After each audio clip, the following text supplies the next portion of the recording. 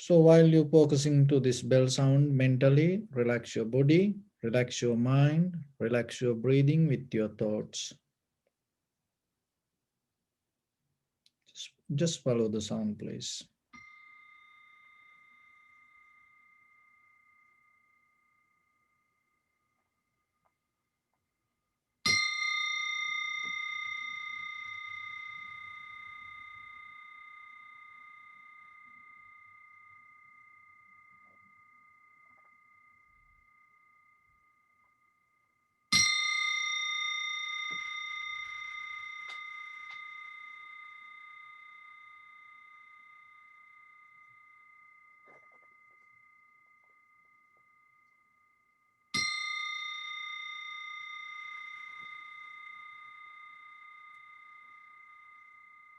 Namo tassa bhagavato arahato samma sambuddhassa.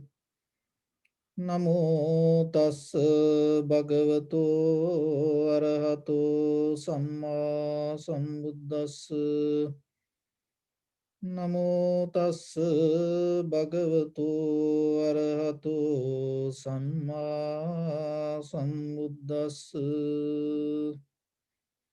Homage to the Blessed One, the Exalted One, the fully enlightened One. So, dear Dhamma practitioners, in this meditation session, we practice two meditation techniques. One is tranquility meditation, another one Vipassana meditation. So this tranquility meditation and Vipassana meditation, the both we have to develop at the same time. So tranquility meditation means you cultivate your mind to be very clear. So it is kind of like purifying your mind. So once the mind purified, once the mind become clear, so you're able to recognize things very clearly without disturb. So another way, tranquility meditation leads you to have an undisturbed mind. So tranquility meditation does only that. It's just bring the clarity. It make your mind clear. And once the mind become clear, you feel more comfortable, relaxed. And with that comfort and relaxed mind, you can deeply observe how things come to be as they are. So that is Vipassana meditation. It is another way it called analytical meditation. And another way it called Panya Bhavana. Why it called Panya Bhavana? Because it developed the wisdom and it's sharpening the wisdom. So tranquility meditation we call Chitta Bhavana. It more settle down, it more follow the mental phenomena or the mental object. So as a benefit of tranquility meditation, you can get out of the 5 hindrance. Kama chanda, vyapada, tina midda, uddhacha kukkucha, vichikicha.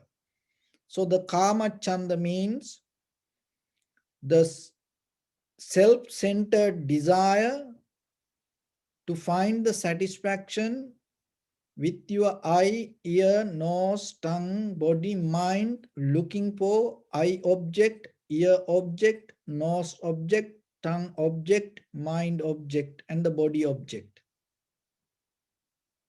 So it more develop emotions. Emotions means energy in motion. So the energy means that, what is the energy here? The energy means whatever your past experience, bring the currents to activate your eye, ear, nose, tongue, body, mind, nature. So once that nature activate, it is start to become kind of like a magnet.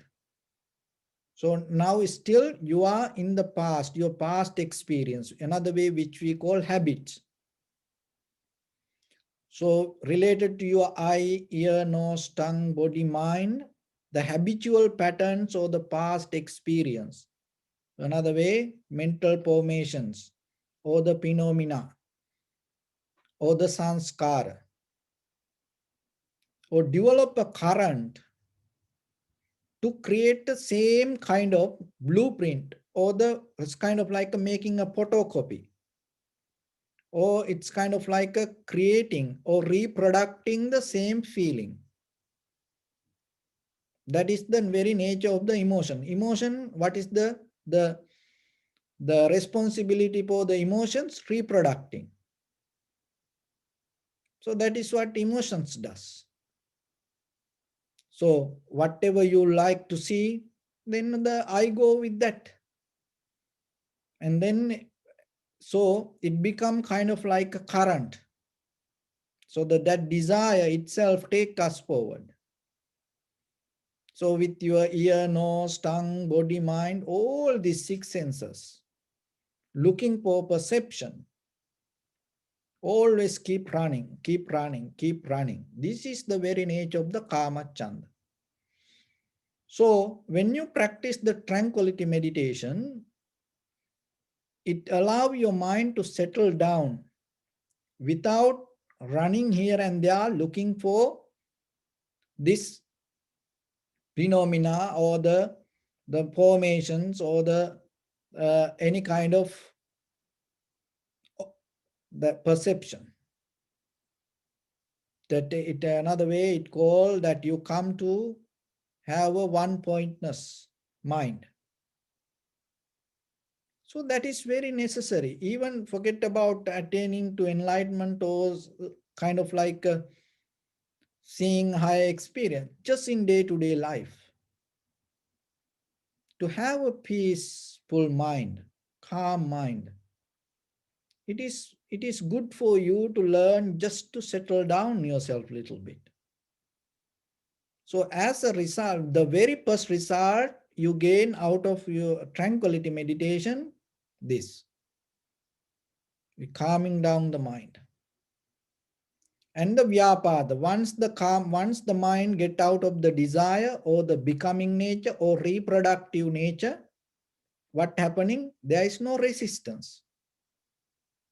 There is nothing go against or nothing come against. So that is the second benefit that you gain. So the third one, Kama Chanda Vyapada Tina Midda, the heaviness, tightness, toughness, this aggressive nature. So you slowly get out of it. And even physically, that when you physically say relax, so like you feel so comfortable or light. So physically, sometimes we try to achieve to this in a different way. So as example, that's why people so addicted to roller coaster, bungee jump. Why? Because that this extreme level of sports or some kind of drugs. Why? Because this physical nature, this heaviness, tightness, toughness, it allows you to release even for a moment. That's why people like to do it again and again and again and again. But it is just a physical experience. But when it comes to tranquility meditation at this third level, when you really get out of this hindrance, you completely become purified from the desire, becoming nature, reproductive nature, and the anger or the resistance. So that will help you to have the deeper comfort. Your body, your mind become so comfortable each other. And uddacha kukkucha, this means restlessness. So the restlessness within our own life, our own mind always jump past and future. That's what you experience every day. Mostly that is what we call thinking. So that itself make us unbalanced. All the fear, unsatisfaction, the comparison, and also assumption, this everything come out of what? This everything come out of when the mind jump to past and the future. So the restlessness is mostly, so whatever you have done in the past or or whatever going to happen in the future, so the deeply, with this all the mental formation start to vomit. So that is very disturbed to our mind. So when you practice tranquility meditation, you slowly get out of it. Uddacha kukkucha and the vichikicha. Vichikicha is the doubt. So the doubt here, the regarding your own life or your own past and the future, or that all this meditation practice you do, and regarding the teachings about the Buddha, Dhamma, and the Sangha, or whatever the path you walk, you become very clear. Why? Because now you know, you see how this work. It's become more that the clear to you with your self experience. So it not going to any more kind of like a teaching or the dogma or kind of like a preaching. No, it is kind of like a self experience. So once you get out of this 5 hindrance, Kamachanda, Vyapada, Tinamidda, Uddacha Kukkucha, Vichikicha. Then what happened when one by one releasing, your mind start to develop dhyana, or another way it called jhana, and another way it called high mental powers, or another way it called absorptions. So there are 4 kind of absorption: first, second, third, and fourth. So when you achieve to one by one, what is in the first absorption, you get out of the kama chanda. So sensual pleasure or the desire of becoming or the reproductive nature with all your 6 senses. Remember, it is just not reproductive nature. It doesn't mean you just that try to make a baby. No, all our life, 24/7, that every day you, through your entire body, you reproducing yourself. Look very carefully, you will see it. With each and every action. That's how this go. It's a huge current. To tap into that, recognizing that, you have to have very sharp, clear mind. That is what does through this meditation. It is just not sitting and becoming completely shut down or neutral or numb. No, it's deeply you're going to tap into this huge current that you carry. And once you get out of the first hindrance, then you achieve to kind of like the first absorption, and the mind become more relaxed, calm, comfortable. And the second one, the resistance or the anger or the go against nature, then the second absorption, and the third absorption, fourth absorption. Once the fourth absorption achieve to that, so that is the highest that you can go through tranquility meditation, and we call jhana. So once you go into that level, and mostly you can maintain there, and you may be not going to depend on from this the material, this rough, heavy physical life, because this physical body is so heavy. You to maintain this body, it's a, if you look very carefully, it is a kind of like a war, and feeding to this body, maintaining this body and take caring this body, how much energy you put. But when it comes to absorptions, you start to get out of that slowly, and you start to experience something else. And so you can go in a different direction through absorption, and even many eons you can live in any many kind of existence. But our purpose is we get out of the five hindrance, and we completely make our mind clear. With that clear mind, rather than going towards absorption or high mental powers, we slowly develop mind to getting to Vipassana level. So in that Vipassana level, there are four foundations. So now your mind so clear, no any desire, no any kind of becoming nature in you, and no any resistance, no any laziness, tiredness, no any self-centered ideas related to you, and no any kind of doubts. So the mind completely 100% become crystal clear.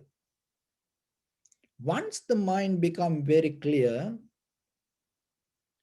what is happening there? You able to see all the forms, the whatever come to your eye, ear, nose, tongue, body, mind, very clearly you're going to recognize. You don't need words for that, because the experience become your recognition. Remember that.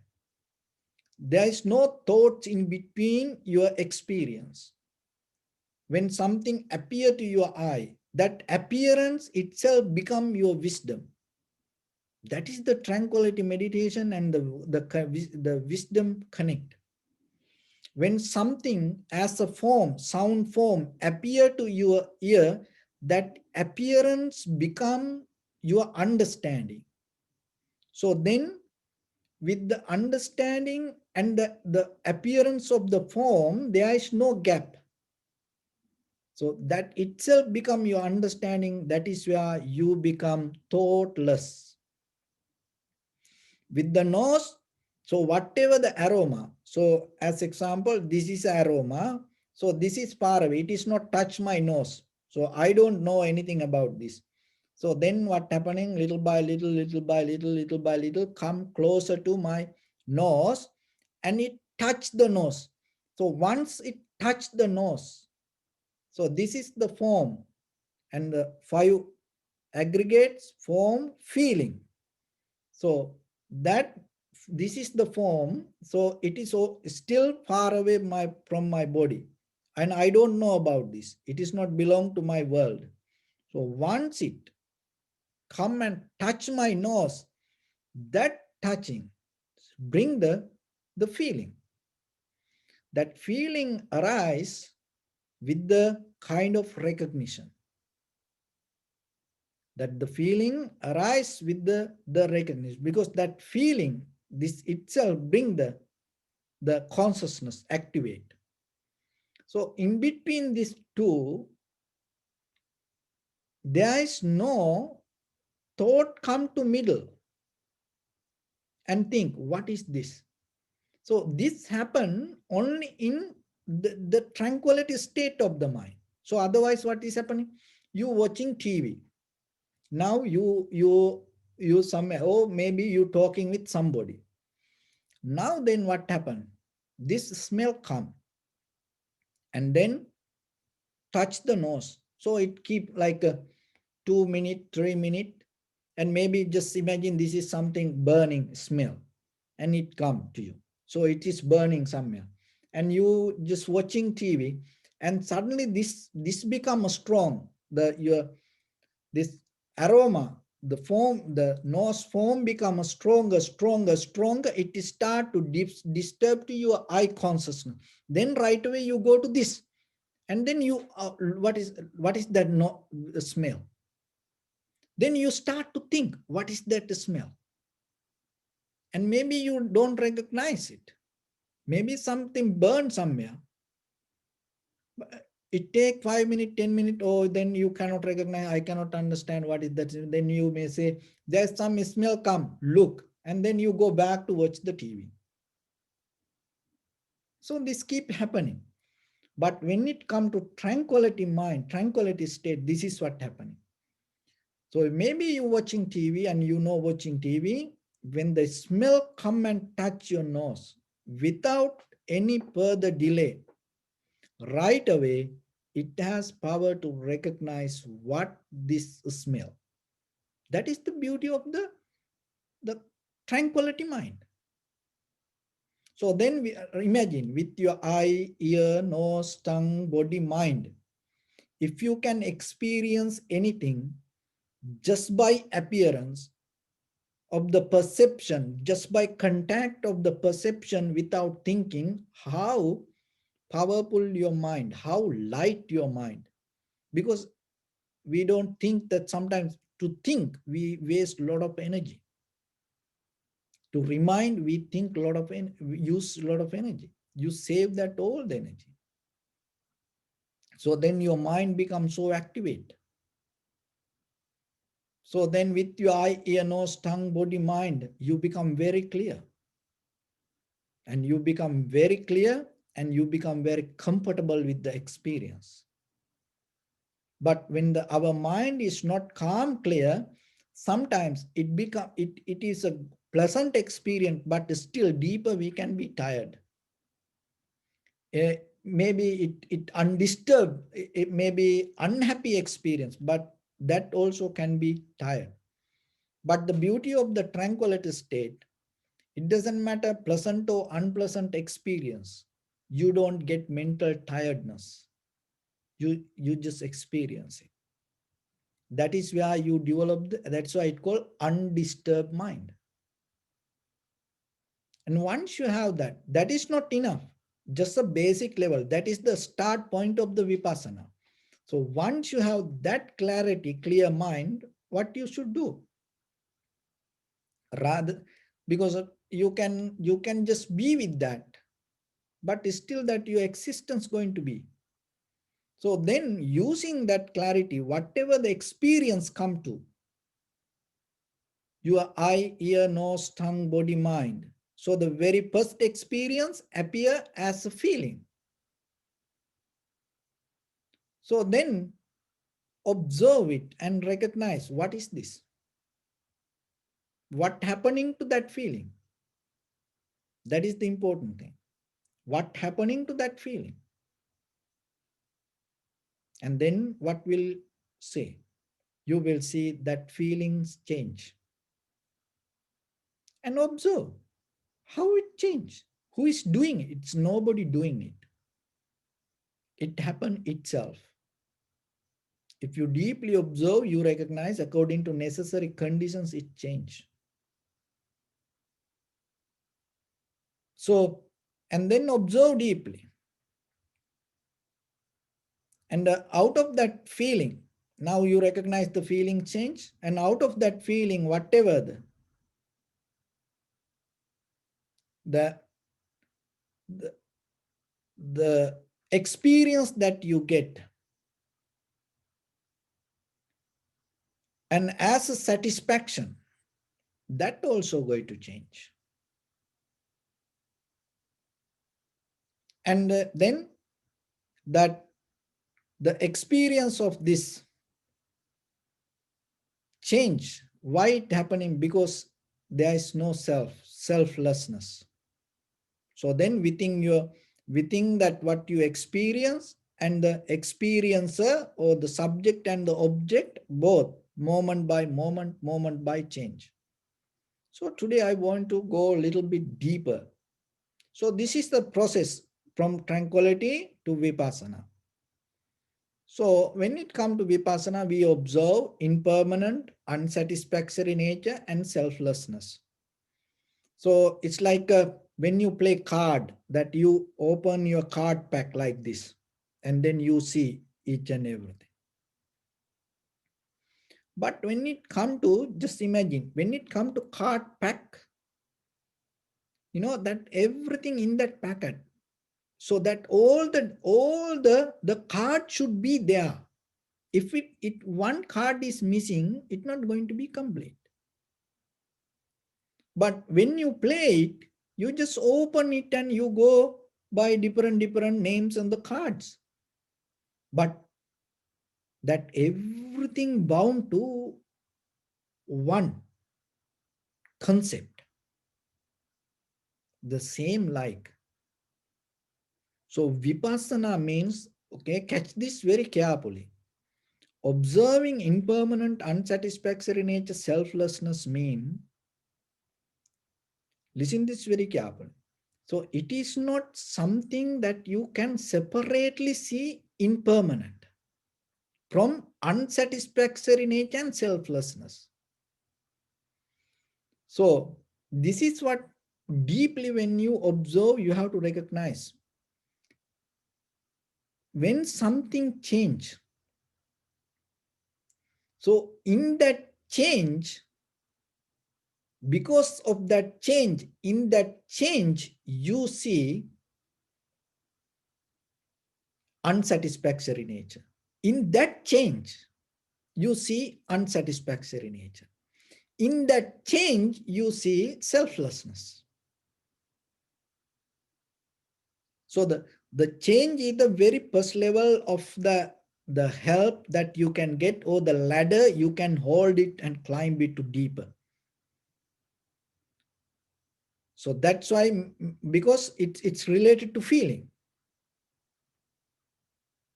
So the feelings is the important part. Why? Because that is where the very first thing that we can get.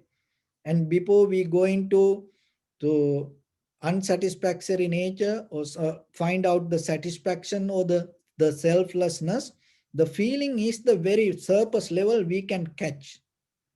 So that's why we always go with the feeling in the first level. So whatever you feel, sensation or anything anywhere in your body, whatever you feel, observe. Then you see the sensation. As example, rubbing my hand. Now I feel the sensation. And you observe in front of your nose and upper lip area, the air moving, you see the sensation. So impermanent is that the unsatisfactory nature, not something separate from that change. It become unsatisfactory nature because of this change. That is what you have to catch. It become unsatisfactory nature because of the change. And it becomes selfless. Why we call the feeling selfless? It becomes selfless because of the change. So then you have to play the role once. So because it take kind of like, you have to be slow, and you have to develop very slow and clear mind to play this role and combine three things each other, because normally we observe separately. Now you try to combine these three. So how you do this? It's kind of like a playing a game. So you have to be so careful. So now you see the change. You very easily you can get it. And now you recognize unsatisfactory nature because it changed. So whatever the feeling. And then it becomes selfless because of the change. And then you play the role. And unsatisfactory nature has playing a role. It like, so keep it that, it like this. When it come to electron, any atom, there are three things: electron, neutron, proton.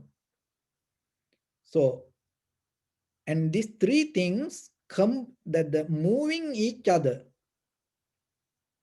always and helping each other, the same mechanism with the unsatisfactory nature.